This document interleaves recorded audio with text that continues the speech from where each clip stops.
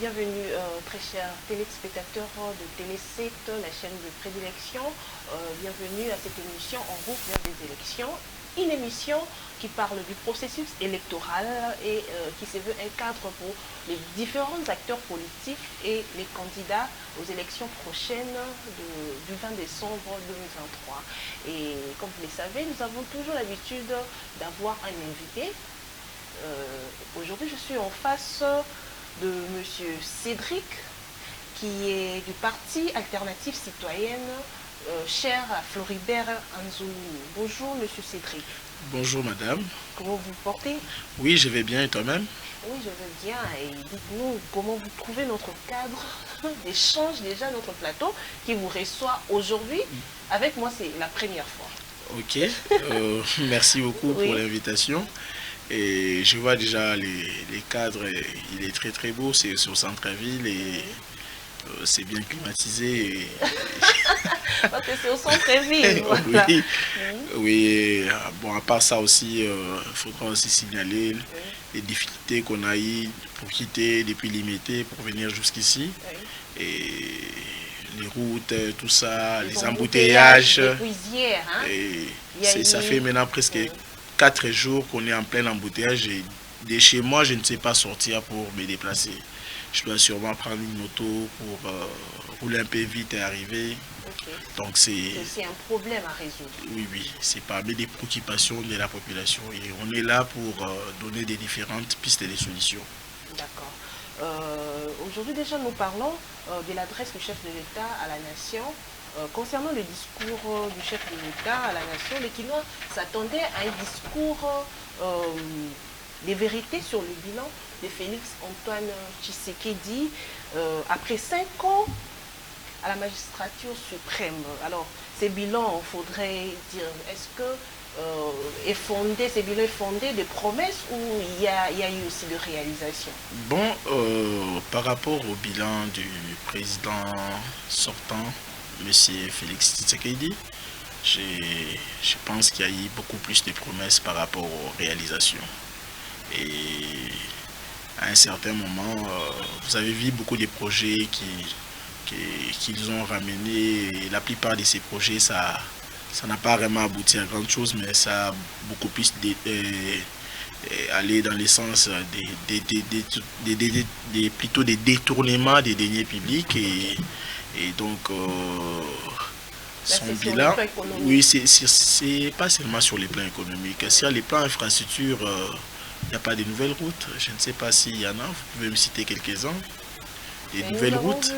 Récemment ici, le gouverneur qui a essayé un peu de réhabiliter certaines routes de la ville de Kinshasa.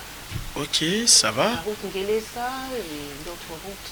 Et l'Ngelesa, oui, je vois. Voilà. Ok, alors, bon, si on parle des nouvelles routes, c'est-à-dire que on doit nous présenter une route qui quitte depuis la gare centrale, par exemple, pour nous amener jusqu'à l'aéroport. Une autre route, pas une route qui existe déjà, qu'on a juste réhabilité. Et lorsqu'on parle des infrastructures, c'est beaucoup de choses à l'intérieur, madame. Et là, ils ont fait, mais ce qu'ils ont fait, c'est les peuples ne s'est pas vraiment senti assez calme avec ça. Et donc, il y aura des votes sanctions. On va sanctionner à tous les niveaux. Ok, sur le plan sécurité, déjà concernant le conflit Kinshasa, Kigali, RDC, Rwanda, s'il faudrait dire, le président Kagame ne se cache plus. Oui. Il a comme ça, il s'est prononcé dernièrement ici pour dire que, bon, il soutient incontournablement le 1-23. Ok. Merci beaucoup pour la question. Mais est-ce que vous devez savoir... comment trouvez-vous cette attitude par rapport à... Il a défié... C'est d'abord, il est irresponsable, monsieur Kagame, il est responsable, il est vraiment irresponsable. Ses propos sont des propos irresponsables, ils sont des propos à condamner. Mais concernant maintenant notre attitude par rapport à cette guerre qui est asymétrique, qui est une guerre à sens cynique. Et pourquoi nous, on doit continuer à pleurnicher, à aller aux Nations Unies pour dire que nous sommes agressés, aller partout dans le monde pleurnicher que nous sommes agressés. Est-ce que nous, on n'a pas des hommes qui sont capables de se battre? Point d'interrogation. Mais moi, je pense qu'on a des hommes qui sont capables de se battre. En 2013, ça s'est passé avec Mamadou Ndala, je pense, en 2012-2013. Mamadou a vaincu cette guerre de l'Est et puis on parlait plus de M23. Est-ce qu'aujourd'hui, il n'y a pas des gens qui sont capables de faire ça? Alors, il faudrait réagir.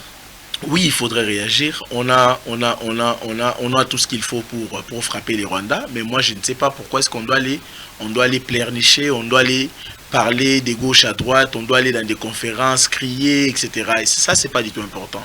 Aujourd'hui, on regarde les Rwandais, il faut riposter. Parce que si, madame, vous vous imaginez un peu, vous êtes marié, vous vivez chez vous avec vos deux enfants, avec votre mari. Et votre voisin, il vient, il sort de chez lui, il a laissé sa femme et ses enfants. Il vient chez vous, il vous viole sur votre lit conjugal. Et il sort, il part. Votre mari dit, je vais aller l'acquiser à la commune. Après demain, il revient encore, il fait encore la même chose. Et après demain, il revient, il refait encore la même chose. Donc, vous-même, vous allez comprendre que non, là vous êtes pas, il n'y a pas une personne qui est là pour vous protéger. Donc, vous allez trouver un autre mari qui sera en mesure de vous protéger. Comprenez ce que je veux dire, madame?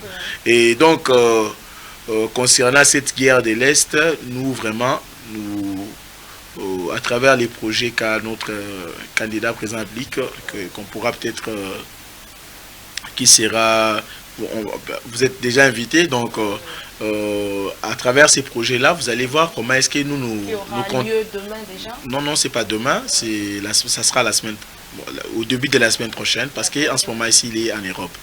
Alors, à travers ces projets, vous allez voir comment est-ce que nous réfléchissons pour mettre fin à cette guerre. Parce que c'est très important, ça fait près de... C'est 20 millions de morts, c'est 25 ans de guerre. Kagame se prend pour l'homme fort s'il défie ouvertement, publiquement, la communauté internationale. Donc, il fait non, mais Kagame ne défie pas la communauté internationale. D'abord, il nous défie nous les peuples congolais. Mais qu'est-ce qu'on fait? On a des gens qui sont nommés général après une semaine, après 2 semaines, on se pose des questions parfois.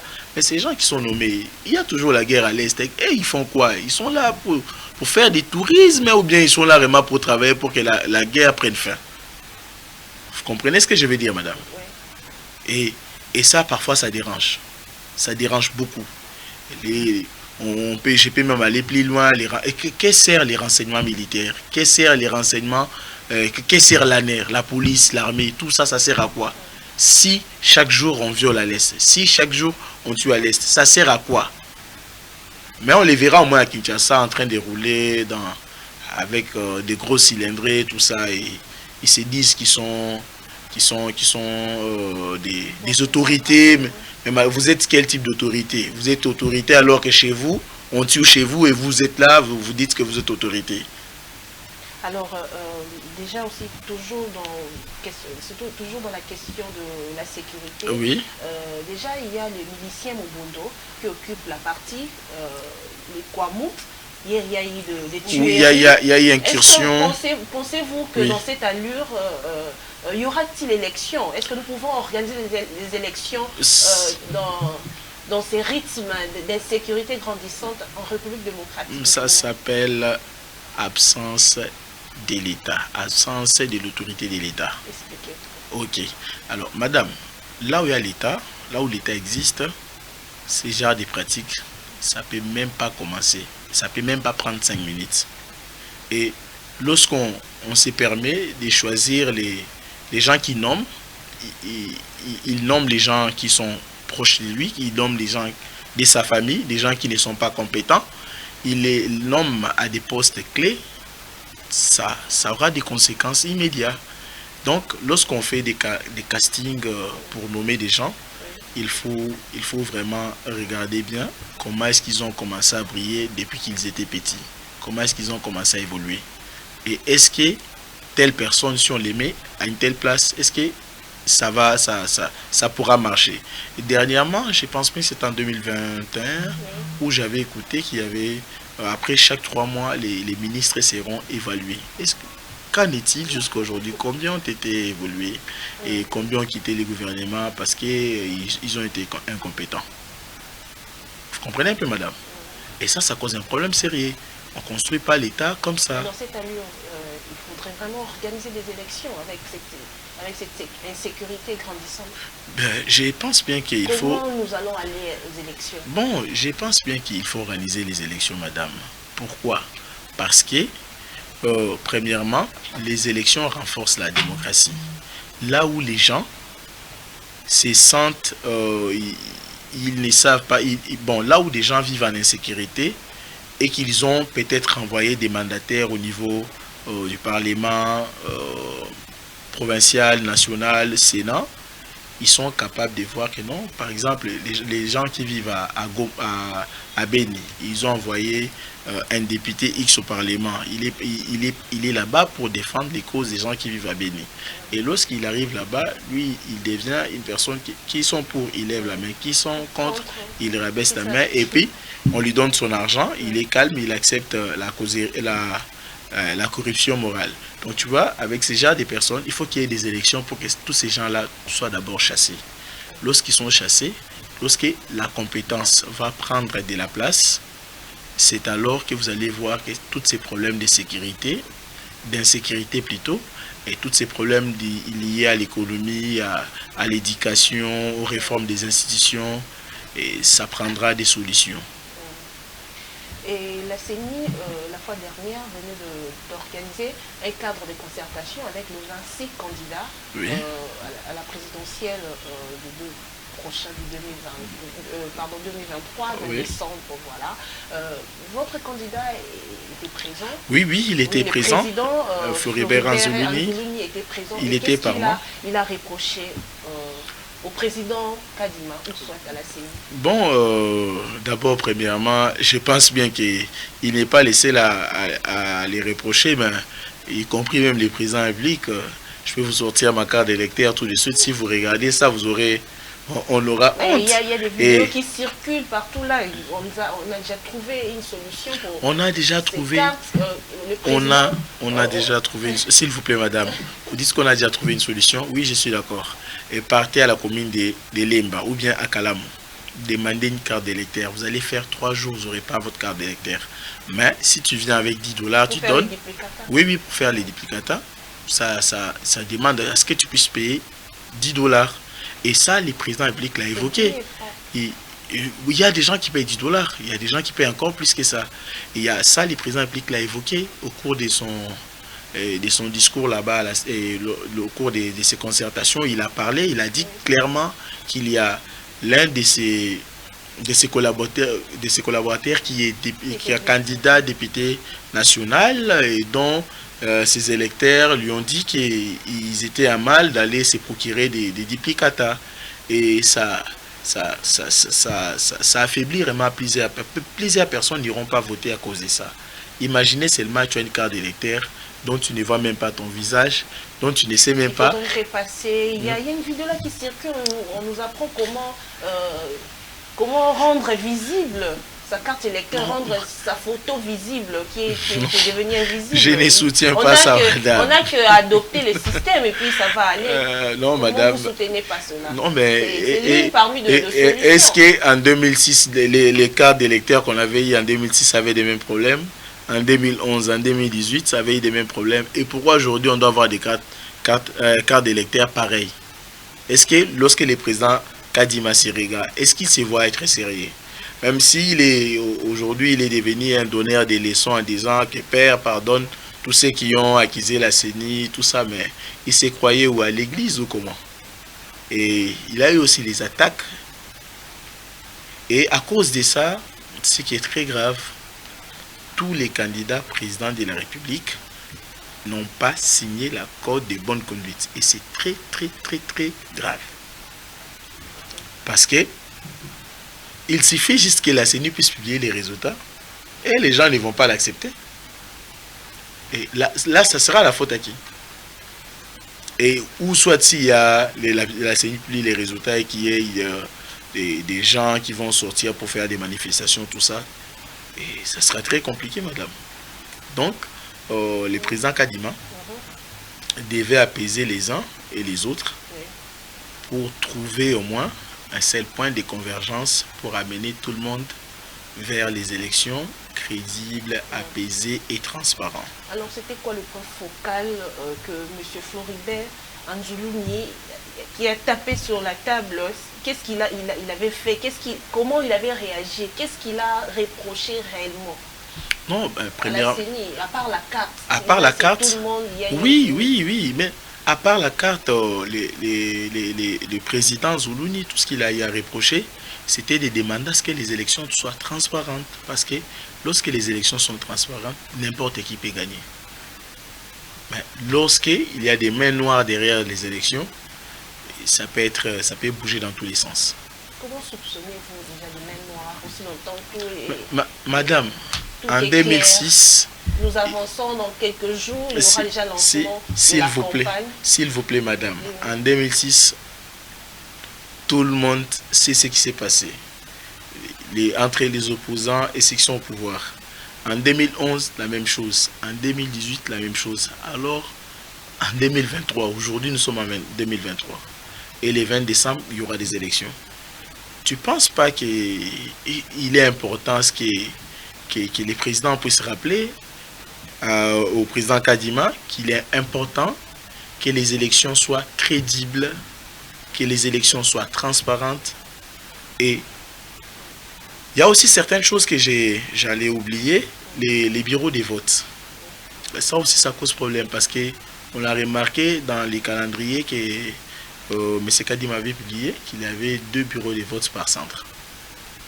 Donc on a doublé les bureaux de vote. Et ça aussi, c'était parmi des questions, des inquiétudes de tous les candidats qui ont participé à cette concertation entre les candidats présents impliqués et la CENI. Ils ont eu à soulever ce genre de questions. Et j'espère bien que M. Kadima prendra tout cela en considération et qu'il organisera des bonnes élections. Et il organisera des bonnes élections. Nous pouvons parler de la tenue voilà, la conférence du gouvernement qui s'est tenue, c'était déjà hier, qui prendra fin aujourd'hui, la 10e conférence du gouvernement, où le chef de l'État avait tenu avec tous les 26 gouverneurs de province. Oui. Et les gouverneurs, que ce soit les députés provinciaux, qui réclament d'être payés pendant 6 mois. D'être payés pendant 6 mois. Il y a eu il y a eu Mme Rita Bola qui a lu ouvertement le mémorandum et voilà, ils réclament leur salaire de 6 mois. Ok. Oui. Bon, à ce que je sache, lorsqu'on fait les budgets, il y a au niveau national, il y a un budget, au niveau de chaque province, il y a les édits budgétaires et puis au niveau de la commune aussi, c'est la même chose. Et au niveau des paiements, les députés d'abord, qu'est-ce qu'ils ont fait pour qu'on puisse les payer? Qu'est-ce qu'ils ont fait comme loi, proposition de loi pour qu'on puisse les payer? Qui ne cesse lorsqu'il s'agit, en fait, lorsqu'il s'agit de défendre des bonnes causes, les députés ne dorment pas dehors. Mais je les ai vus dormir pendant des semaines à la primature pour chercher leur salaire. Mais lorsque les mamans sont violées, lorsque les gens vivent en insécurité, là, ça ne les intéresse pas. Lorsqu'il y a des problèmes socio-économiques, ils ne sont pas intéressés. Et ces gens-là, pour moi, je demande à la population de les sanctionner. Et les conseils, vous avez parlé des conseils des gouvernements? La conférence des gouvernements. Conférence des gouvernements avec les 26 provinces. Je ne pense pas que cela aura beaucoup plus d'impact sur la vie des populations. Mais c'est plutôt pour et même les gouverneurs, que les députés et peut-être les gens qui dirigent les provinces puissent avoir leur salaire pour aller aux élections calmement. C'est peut-être ça qu'ils sont venus demander ici à Kinshasa. Et ils savent bien que la jeunesse, désormais la jeunesse, fera bloc pour les chasser au Parlement. Et on va les chasser au Parlement. en votant les jeunes. Les jeunes vont se voter entre eux, ils vont permettre à ce que d'autres jeunes puissent aller au Parlement, et les autres seront dehors pour faire comment? Pour faire la sentinelle. Et ça, c'est très important, parce que ça va renforcer la légitimité entre les gens qui sont au Parlement et ceux qui sont dehors.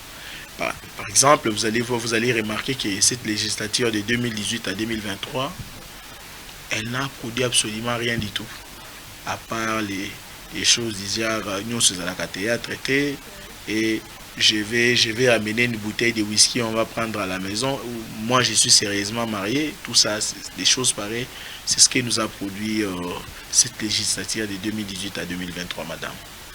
Je rappelle, lors de la 9e session qui a été tenue à Mbandaka, du gouverneur, toujours la conférence du gouverneur. Oui. Cette fois-ci, ça s'est tenu à Kinshasa, mais la 9e session, c'était à Mbandaka. Oui, je me rappelle. Voilà, oui. Le président leur avait rappelé de mettre en premier sur la grande responsabilité de réussir sur le programme de développement à la base des 145 territoires. Est-ce que ces gouverneurs ou ces députés provinciaux sont en train de travailler pour la nation ou pour leurs propres intérêts? Ok, bon, madame, partant de cette question, la première des choses qu'il faut savoir, les programmes des 145 territoires.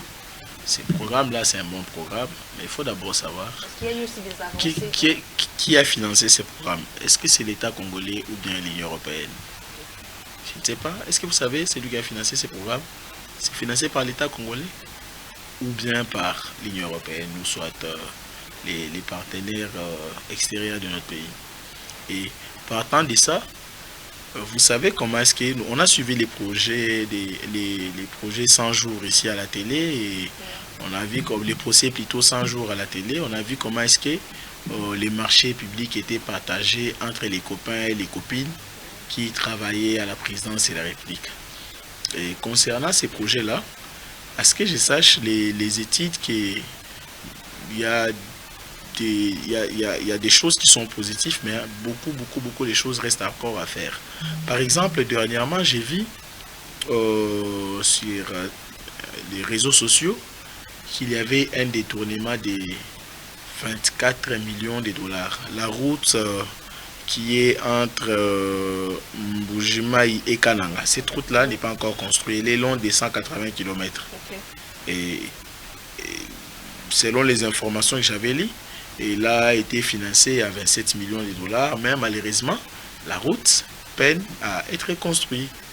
Et c'est toujours dans ces programmes-là, et tu vois qu'il y a pas mal de choses qui ne sont pas encore faites.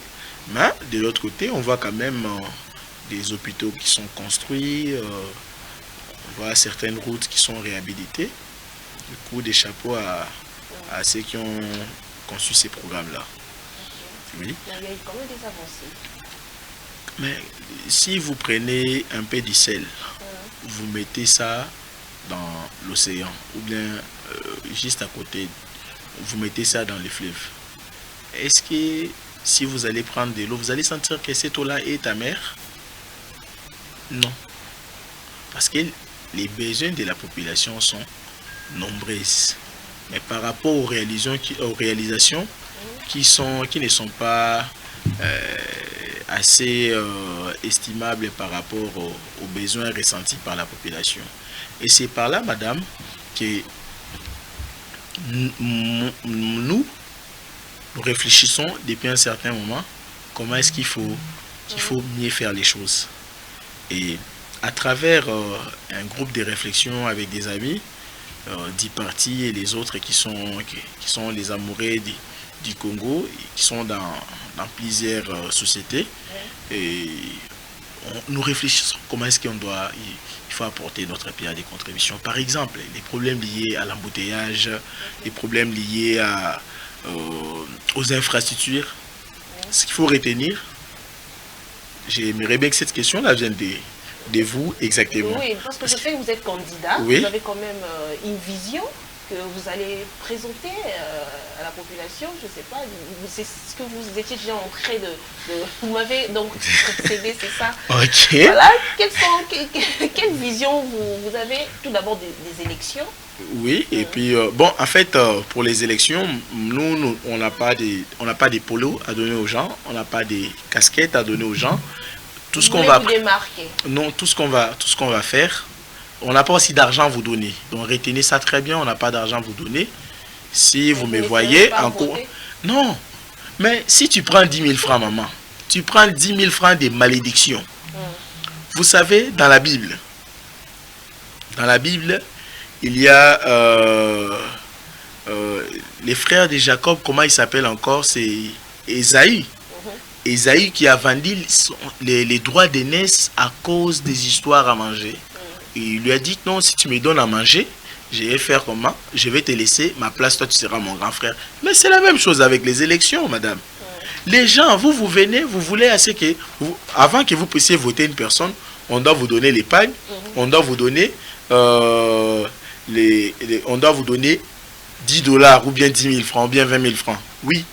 Et un commerçant qui vient avec ses 150 000 $, il va être député. Il vous rassemble 50, 100 000 personnes. Il vous donne son argent. Et dès que vous prenez l'argent, pour lui, ça constitue quoi? Un investissement. Une fois qu'il sera député, il faut oublier. Parce que lui, il n'est pas redevable vis-à-vis de vous. Vous avez vendu votre Eva contre 10 000 francs. Et acceptez cela. Lorsque vous les voyez passer en cours de route, ne venez pas pour dire non, yo to vota kiyo et tu ne réponds pas à nos besoins. Non, monsieur, vous avez vendu votre voix, attendez 5 ans après. Donc les 5 ans des malheurs et des malédictions est sur vous. Donc tout celui qui vend ses voix, il est en train de maudire les pays. Et ce genre de pratiques, ça doit être condamné par tous.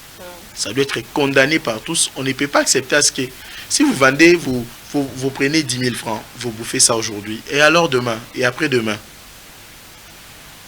Et pour nous, nous pensons qu'aujourd'hui, comme étant des candidats,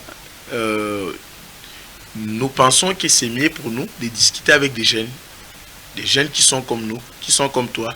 Et dès qu'on met les cadres de réflexion en place, à travers les réseaux sociaux, à travers des messages simples, si tu écoutes, tu poses la question, et directement on peut te répondre, on peut te dire, non, voici ce que nous comptons faire pour les Congo. Mais malheureusement, sur les réseaux sociaux, les gens qui me suivent, parce que je suis en train de bien regarder les caméras, les gens qui nous suivent sur les réseaux sociaux, moi aussi je suis sur les réseaux sociaux, si tu pars sur TikTok, s'il vous plaît, tu vas trouver tout le monde en train de danser. Tout le monde en train de vendre. Et c'est fini. Quand tu parles du développement de notre pays, ils ne sont pas intéressés à ça. Lorsque tu parles, tu leur dis, non, écoutez, faisons ça pour notre pays. Ils ne sont pas intéressés à ça. Alors, madame, dites-moi un peu, lorsque les politiciens regardent et qu'ils voient une telle population, madame, mais ils vont toujours jouer avec vous, ils vont jouer avec vous à chaque fois. Mais si les gens commencent à devenir un peu matures, c'est alors qu'ils seront aussi exigeants. Et s'ils n'atteignent pas cette maturité, c'est difficile pour les Congolais de faire un bon choix et de voter utile. Mais concernant plutôt mon programme, je vais parler en quelques mots. Kinshasa, moi, aujourd'hui, si je suis élu député national, voire même conseiller municipal à la commune, voici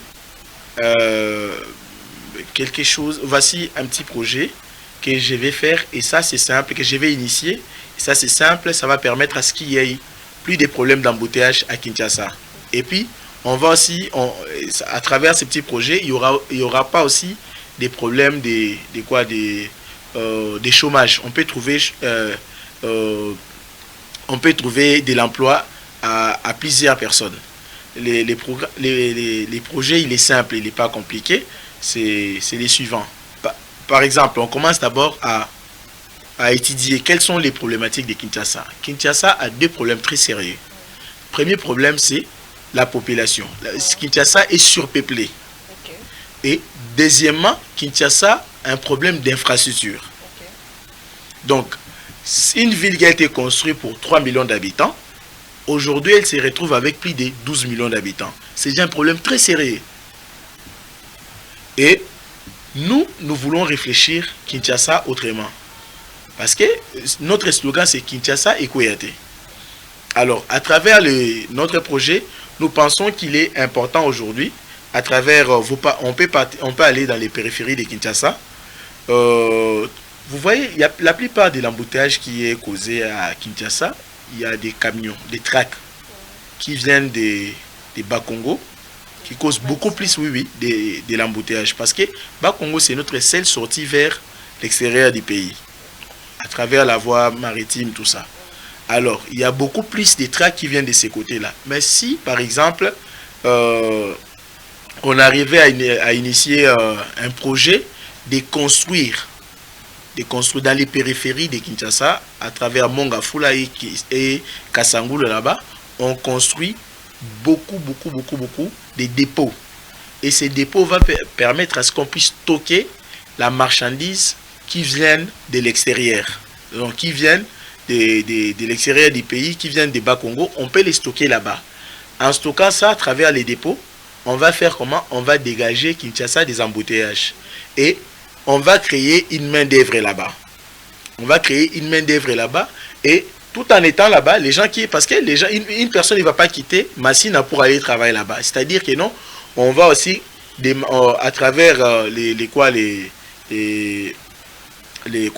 gouvernements qui sera mis en place, à travers les gouverneurs de la ville, on peut créer une zone industrielle. Parce qu'à Kinshasa, les zones industrielles n'existaient pas. À Maluku, il y a ce qu'on appelle zone économique spéciale. Vous comprenez un peu, madame? Et là, ça sert à stocker les produits agricoles et puis à faire des... C'est ce qu'on fait là-bas. Je pense bien qu'on produit des carreaux là-bas, etc. Mais là, si on a une zone industrielle qui est capable de stocker beaucoup de marchandises qui viennent de l'extérieur du pays, on aura moins d'embouteillages à Kinshasa, on aura créé de l'emploi. Et deuxièmement, on aura poussé la ville de Kinshasa vers Bas-Congo. Et puis, lorsque la ville va s'étendre vers là-bas, parce qu'il y a une personne qui habite à Massina, il ne voudra pas qu'il puisse payer les transports de quitter Massina pour aller à Mongafula, aller travailler là-bas. Donc, il va quitter là-bas. S'il quitte et qu'il travaille à côté de son travail, ça sera qu'il travaille à côté de là où il trouve quelque chose à manger. Ça, c'est déjà quelque chose de très bon. Et de là, s'il a une famille et que les écoles, on arrive à construire des bonnes écoles, il sera là, il va construire sa vie autour de là. Et puis, les problèmes de Kinshasa vont commencer. Kinshasa sera petit à petit dégagé de ses habitants. Et si on les fait, on voit que non, les projets, ça marche bien, on peut les ramener à Bandundu, on peut les ramener au Kassai, on peut les ramener au Katanga. Et la plupart des gens qui viennent à Kinshasa, ils n'auront pas besoin de venir à Kinshasa, ils vont rentrer là-bas à l'intérieur parce qu'ils savent bien que non, ils auront de l'emploi. Et ça, c'est très important. Et deuxièmement, ça va créer les sociales dont on fait allusion. Les sociales dont on parle toujours, on parle de la gratuité des maternités, gratuité de l'enseignement. Je ne sais pas, bientôt là, ce sera gratuité des bus, par exemple. On va entrer dans des bus gratuitement. C'est quelque chose de mauvais. Ok, alors, madame, mais dites-moi un peu, est-ce que les députés, ils ont besoin de la gratuité de l'enseignement? Les députés, ils ont besoin de la gratuité de l'enseignement? Est-ce que les ministres, ils ont besoin de gratuité de l'enseignement? Non, ils n'ont pas besoin de la gratuité de l'enseignement parce qu'ils sont bien payés. Mais c'est pour le petit peuple. Non, madame. Lorsqu'on parle de la distribution, la redistribution de tout ce qu'on a comme richesse, on ne voit pas que les petits peuples et les grands peuples. Non, ça n'existe pas, madame. On voit tout le monde.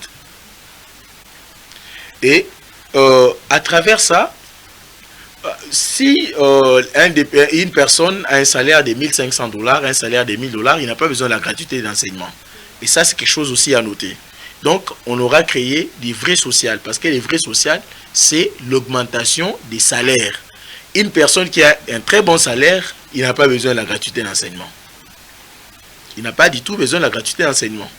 Et l'autre volet que je voulais parler, c'était sur les plans économiques. Et sur les plans économiques, madame, notre pays souffrait beaucoup. Et nous, tout ce qu'on pourra proposer pour éviter à ce qu'il y ait les taux d'inflation, qu'il y ait la dépréciation des monnaies, tout ça, c'est ce qu'on va recommander aux gens de faire comment? De consommer les francs congolais. Et les dollars, ça doit être stocké dans des banques par-ci, par-là. Et ça va permettre à ce que notre monnaie puisse gagner de la valeur. Et ça, c'est très important aussi. Ok. Ce sont des démarches que vous menez pour oui, ce sont des réflexions. objectifs. Oui, ce sont des réflexions que nous sommes en train de mettre en place pour qu'une fois que nous sommes au Parlement, et nous allons initier des projets de loi pour permettre à ce que la population quinoise puisse souffler, ainsi que la population congolaise. Parce que lorsque vous êtes voté comme député national, vous n'êtes pas seulement au niveau de votre circonscription, mais vous êtes au niveau national. Donc tous les problèmes vous intéressent. Et ce que vous trouvez, que vous pouvez émettre votre avis, que vous pouvez contribuer, vous pouvez toutefois les faire. Il y a le président Mukwege qui a demandé, en cas de glissement, que Félix Antoine Tshisekedi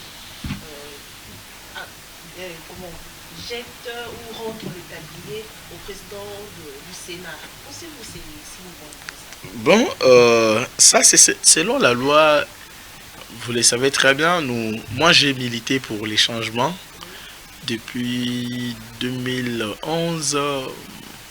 On était avec les amis à la 10e rue.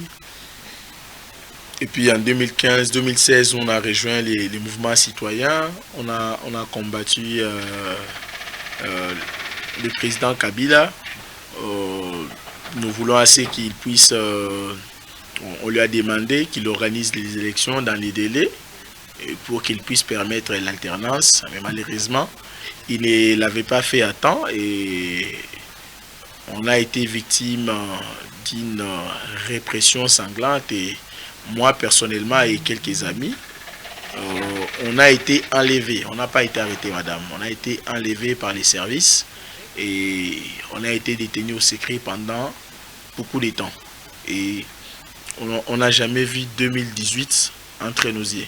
C'est seulement vers les jours des élections, les matins, qu'on a été libérés pour participer aux élections, tout ça, qu'on a été libérés.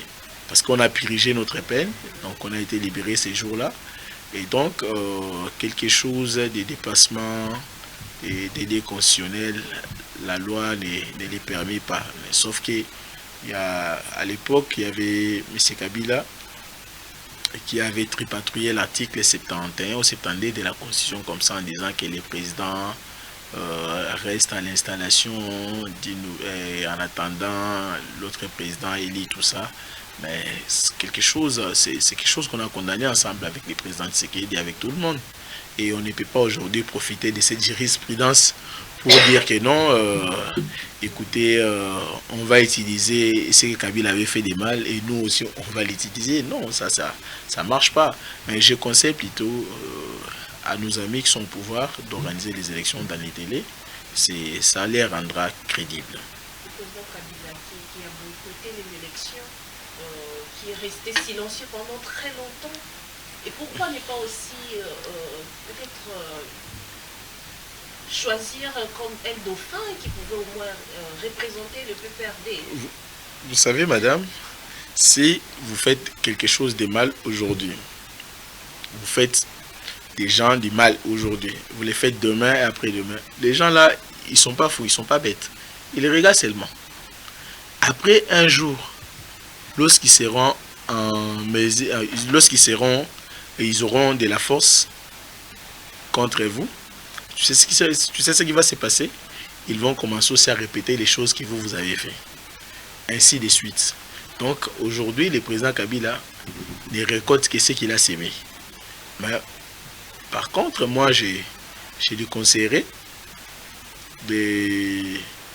de passer bien ses vacances et puis de faire sa vie privée, de laisser la politique à d'autres personnes. Parce que de toutes les façons, il ne sera plus jamais président dans notre pays. Oui. Ah, ça c'est votre dernier mot. Bon. Nous chutons déjà.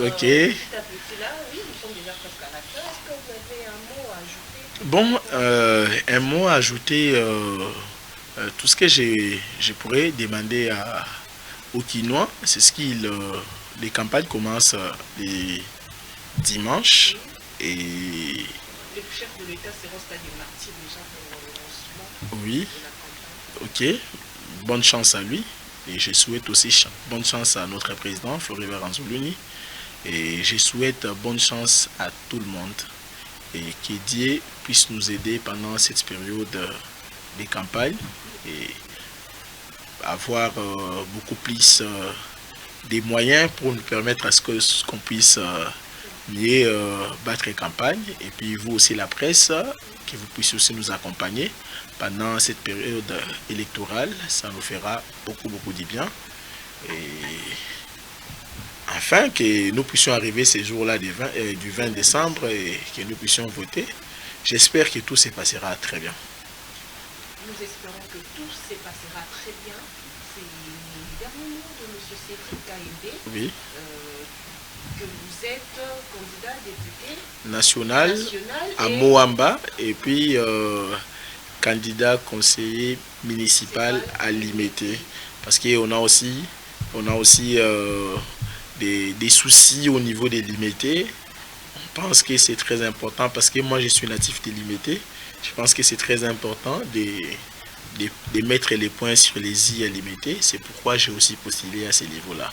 Et je vous rappelle que le président Obama n'a pas commencé comme président. Il a commencé dans sa municipalité, là où il a été élu comme conseiller municipal. Après, il est monté, il est devenu député provincial, député fédéral, et puis sénateur, ainsi de suite. Et donc, on ne néglige pas les faibles commencements. On ne néglige pas les faibles commencements, c'est ça le dernier mot. Cette fois-ci, c'est vraiment le dernier mot. Quant à moi, j'avais le plaisir de présenter cette émission. Alors, retrouvez-nous à très bientôt et au revoir.